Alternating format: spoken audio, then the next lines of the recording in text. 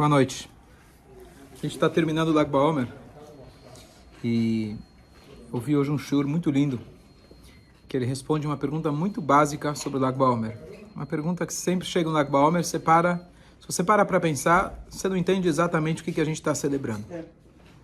Então, o que é o Lag BaOmer? Então, o Lag BaOmer, primeira coisa que passa... Parou de morrer os... Então, vamos lá. Conforme uma opinião, pararam de falecer os alunos do Rabbi Akiva. A outra coisa é que Rabbi Shimon Bar Yochai faleceu. Vamos começar pela primeira. Pararam de falecer os alunos do Rabbi Akiva, conforme uma opinião. Conforme outra opinião, eles nesse dia não morreram, mas continuaram morrendo no dia seguinte.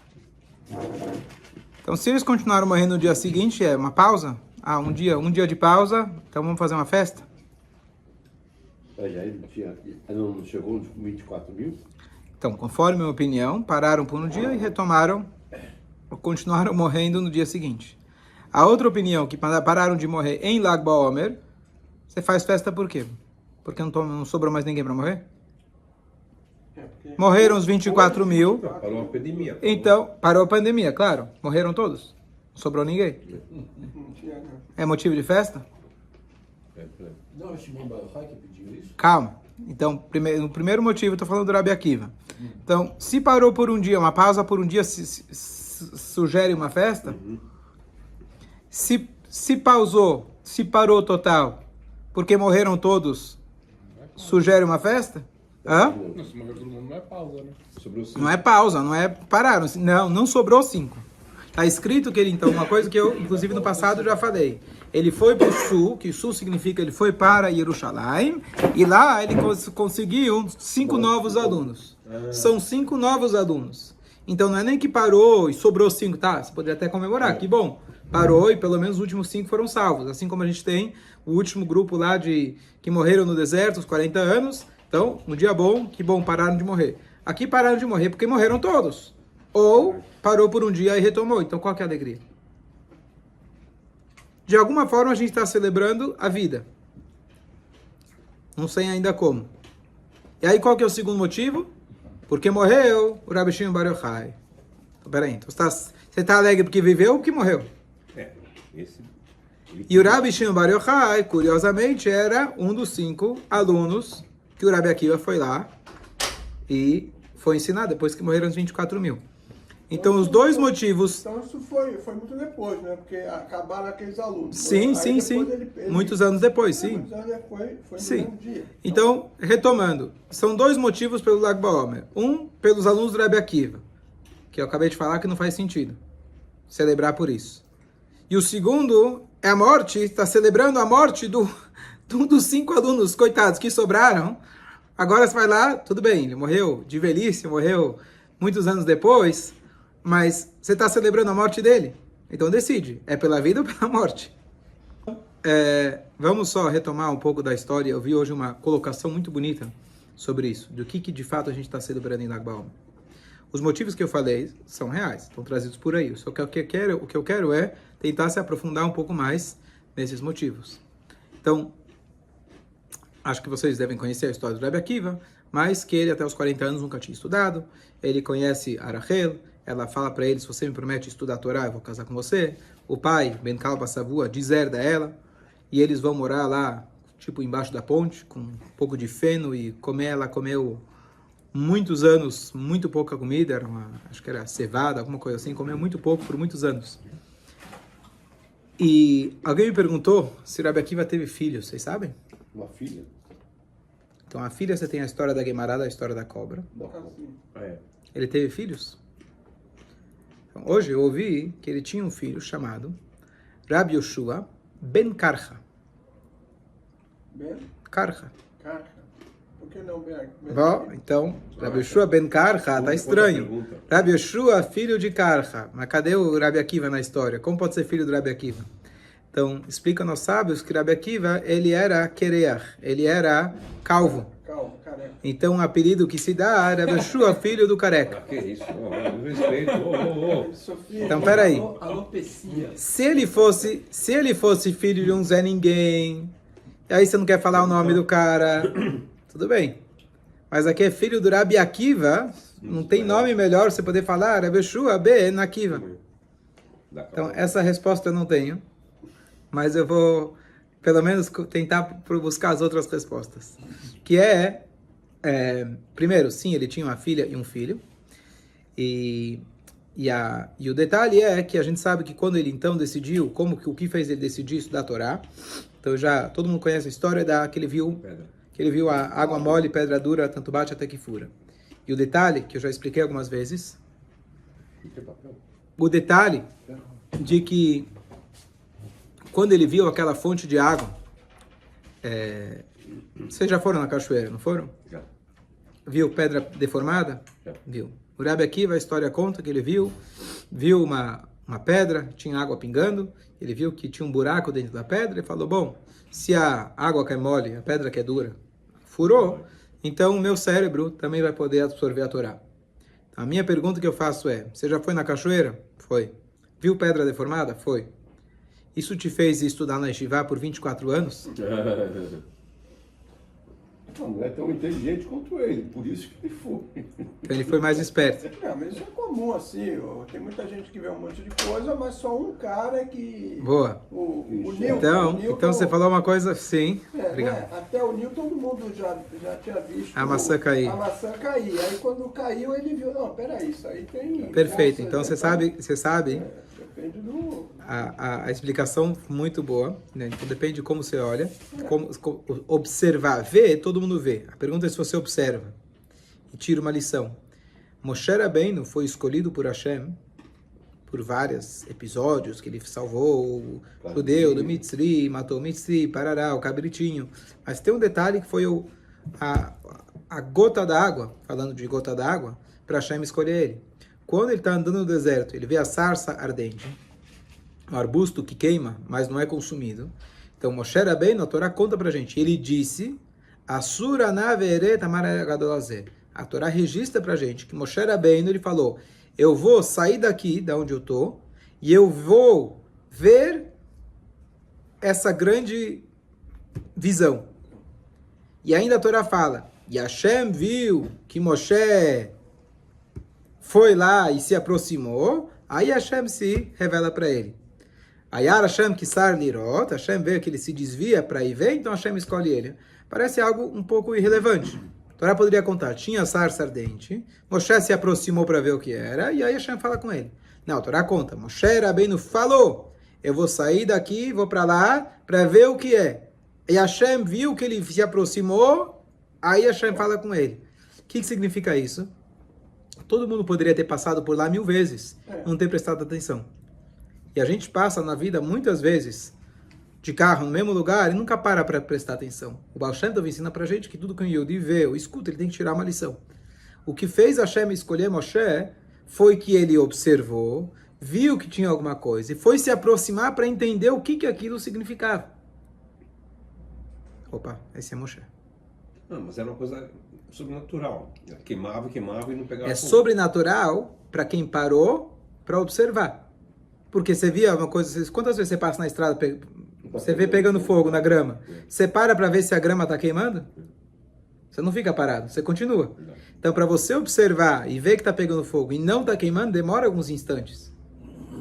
Então, esse foi o detalhe que Moshe Rabbeinu parou, observou e quis entender o que aquilo significava. Então, muito bem falado.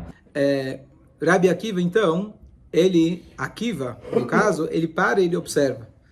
Então, eu poderia ter visto essa água 1000 vezes, não teria tido efeito nenhum. Mas ele para e observa. Mas um detalhe que ele observa, que isso é muito bonito, é o seguinte. Se a água ela é mole e ela perfura, quantos anos deve ter demorado para ela perfurar? Vamos supor 100 anos, 200 anos? Eu fui em julho, eu fui para as cavernas do Petar. E aí o cara estava explicando a formação de bilhões de anos. Claro que a gente não acredita. Cavernas do Petar, caminho de Curitiba. Maravilhoso. Vale a pena. Uma dica boa. Você quer ver os milagres, maravilhas da criação de Hashem? Maravilhoso. No vale do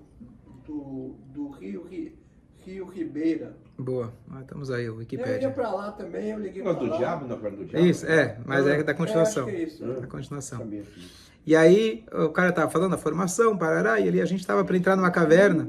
E aí ele falou, tá vendo as pedras que estão aqui embaixo? Um dia essas pedras estavam lá em cima, estavam no topo da caverna, elas caíram. E aí a gente perguntou, mas a cada quanto tempo que cai uma pedra? Porque você olha para cima, você vê umas rochas, ele falou, a cada 100 anos. Aham. Aí ele fala, fez 100 anos semana passada. Ah, sai de baixo. Todo mundo morreu. Então, quantos anos demora para fazer o buraco? 100 anos, 200 anos. Se você vê a gotinha batendo em cima da pedra, a gotinha não tem força nenhuma. É persistente. Mas, na verdade, ela tem força.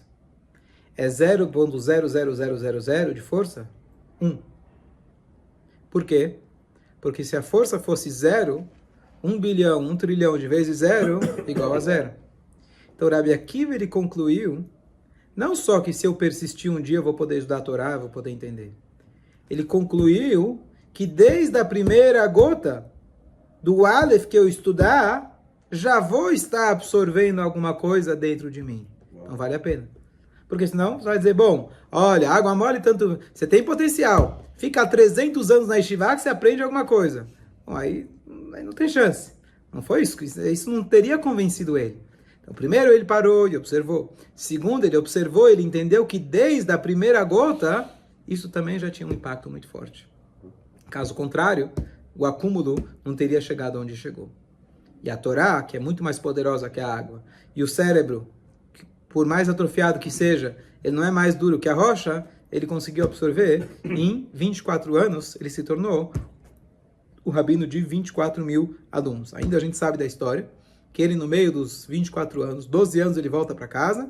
Quando ele está chegando em casa, ele vê a vizinha lá falando para a esposa dele, olha, teu marido foi, te deixou na mão, e você está aí comendo nada, e você nem sabe o que está acontecendo.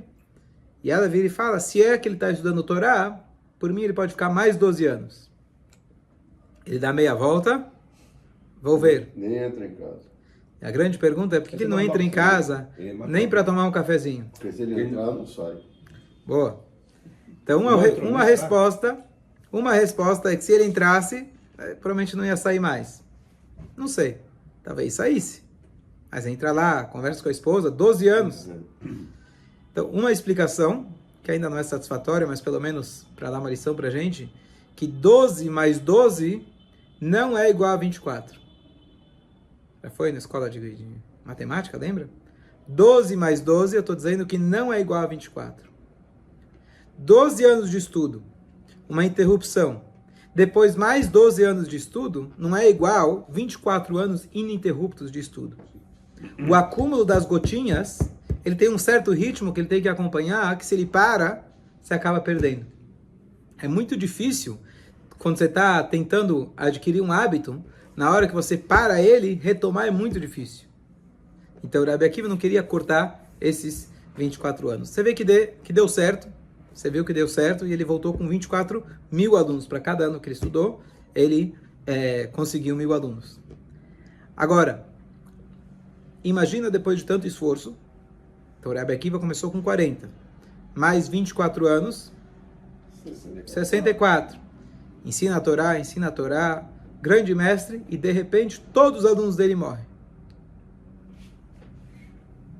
O que você faria? É difícil de entender. Eu não queria entender. A vida não faz mais sentido. Poxa, Hashem, olha aqui que eu fiz, olha aqui que eu me esforcei, onde eu cheguei, você não gosta de mim? Qual que é o denominador comum entre todos os 24 mil? Qual era o denominador comum, único denominador comum entre esses 24 mil? Era ele. Era ele. Eu sou o denominador comum. Quem é culpado? Ele. Só pode ser eu. Poxa, Hashem, você não gosta de mim? Olha o que eu fiz. Então esquece. Eu vou voltar para ser aquele cara que eu era antes. Não faz sentido mais continuar. O que faz o Rabi Akiva? Não desiste. Ele persiste. E ele vai lá e começa com 5. Imagina, tinha uma universidade com 24 mil alunos. Quem vai ter coragem para acordar de manhã para 5 alunos? Precisa ter muita força de vontade. E ele vai e ele ensina para eles toda a Torá oral que nós temos até hoje. Sendo que dos 24 mil alunos não temos nada. Mas toda a Torá que nós temos foi transmitida através desses 5 alunos. E tudo que nós temos foi através deles. Rabi Akiva foi aquele que assistiu à destruição do templo. Aliás, os 24 mil alunos, a história deles morrerem foi depois da destruição do templo. Então você imagina, destruição do templo, o que foi um horror para o povo inteiro judeu. Mas Baruch Hashem, fiquei firme, consegui manter o estudo da Torá, 24 mil alunos. De repente isso também acaba? Então não foi o primeiro tapa que ele tomou. Para um mestre como ele, ver a destruição do templo e sair rindo, quem lembra da história da Guimará? Sim. Então o que a gente comemora não é o fato que parou de falecer. Bom, parou de falecer, morreu todo mundo. Então, não. A gente comemora que pararam de falecer, a gente celebra a resiliência do Rabi Akiva, que ele volta e começa de novo. E quem são esses alunos? Um deles era o próprio Rabi Shimon Bar Yochai. Um desses 5 alunos é o Rabi Shimon Bar Yochai, que anos depois falece nessa data de Lag BaOmer. Então, um decide continuar a vida e o outro termina a sua vida. Vamos agora tentar entender o contraste entre os dois. Mas eu respondi primeiro que se acabou todos os alunos, então por que você celebra? Não, você celebra a continuidade. Rabi Akiva foi o mestre que nos transmitiu a Torá revelada. Tudo que nós temos de leis da parte do esqueleto da Torá, chamado corpo da Torá, foi Rabi Akiva que passou para a gente, para esses alunos. A parte oculta da Torá, chamada Aneshama da Torá, quem passou para a gente? Quem revelou? Rabi Shimon Bar Yochai. Então, Rabi Akiva, como que a gente celebra ele? A gente falou que ele representa o esqueleto, o corpo da Torá. O corpo, você precisa dele ter aqui vivo. Você quer ter o corpo vivo. Rabi Akiva, você celebra a resiliência dele enquanto ele estava vivo.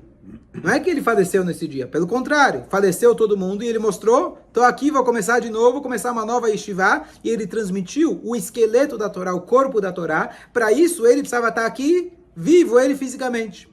Agora o contrário, o aluno dele, Rabi Shimon Bar Yochai, que revelou ao longo da vida a Neshama da Torá, a essência espiritual, imortal da Torá.